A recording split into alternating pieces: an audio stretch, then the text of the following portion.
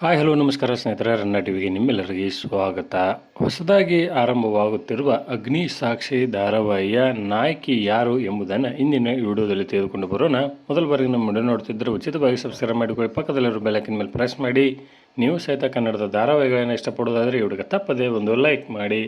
ಕನ್ನಡ ಕಿರುತೆರೆಯಲ್ಲಿ ಟಿಆರ್ಪಿಯಲ್ಲಿ ದಾಖಲೆಯನ್ನು ಸೃಷ್ಟಿ ಮಾಡಿದ್ದ ಅಗ್ನಿ ಸಾಕ್ಷಿ ಧಾರಾವಾಹಿಯು ಸತತ 7 ವರ್ಷಗಳ ಕಾಲ ಪ್ರಸಾರವಾದ ಧಾರಾವಾಹಿ ಅದಾಗಿತ್ತು. ಆ ಧಾರಾವಾಹಿಯಲ್ಲಿ ಬರುವ ಪ್ರತಿಯೊಂದು ಪಾತ್ರವನ್ನು ಸಹಿತ ವೀಕ್ಷಕರು ಇಂದಿಗೂ ಸಹಿತ ಮರೆತಿಲ್ಲವೆಂದೇ ಹೇಳಬಹುದು.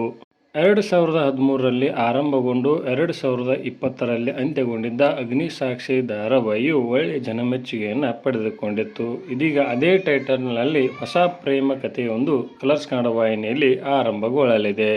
ಈ ಧಾರಾವಾಹಿಯ ನಾಯಕರಾಗಿ ಲಕ್ಷ್ಮೀ ಬಾರಮ್ಮ ಧಾರಾವಾಹಿ ಖ್ಯಾತಿಯ ಶಮಂತ್ ಗೌಡ ಅವರು ಕಾಣಿಸಿಕೊಳ್ಳಲಿದ್ದಾರೆ. ಅದೇ ರೀತಿಯಾಗಿ ನಾಯಕಿಯಾಗಿ ತೆಲುಗಿನ ಜನಪ್ರಿಯ ನಟಿ ಆಗಿರುವ ವರ್ಷಿಣಿ ಗೌಡ ಅವರು ಅಗ್ನಿ ಸಾಕ್ಷಿ ಧಾರಾವಾಹಿಯ ನಾಯಕಿಯಾಗಿ ಕಾಣಿಸಿಕೊಳ್ಳಲಿದ್ದಾರೆ. ಇವರು ಮೂಲತಃ ಕನ್ನಡದವರೇ ಆಗಿದ್ದು ತೆಲುಗಿನಲ್ಲಿ ಅನೇಕ ಧಾರಾವಾಹಿಗಳಲ್ಲಿ ನಾಯಕಿಯಾಗಿ ಕಾಣಿಸಿಕೊಂಡಿದ್ದಾರೆ. ಇವರ ಜನಪ್ರಿಯ ಧಾರಾವಾಹಿ ಎಂದರೆ ಜಯಂ ಧಾರಾವಾಹಿ ಆಗಿದೆ.